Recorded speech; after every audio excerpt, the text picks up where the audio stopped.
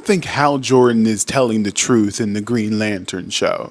Spoilers ahead. So I'm watching the first episode of Lanterns on HBO, and I noticed that Hal tells his origin story not once, but twice in the show.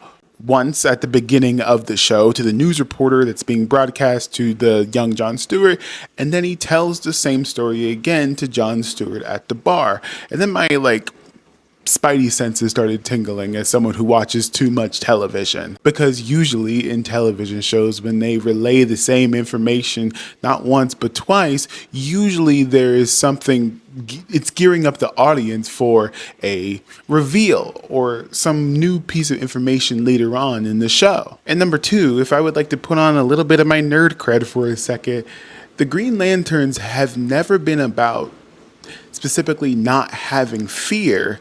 It's about willpower. The color green is not representative of not having fear itself, but more importantly, about the willpower to push through it. So it's interesting to me that in both of those accountings of Hal Jordan's origin story, he says he was asked, "Are you afraid?" And he said, "No." But from what we've seen in the episode, of course Hal's afraid. And I don't think John's without fear either. I'm starting to think that his origin with Abin Sur isn't the one he told, and it's not the one like in the comics. Perhaps he was afraid. Perhaps it wasn't a thing where Abin Sur chose him or he was at the right place at the right time. Maybe he was just some guy, which is why maybe they wanted to pick Jon Stewart specifically so they didn't mess up a second time.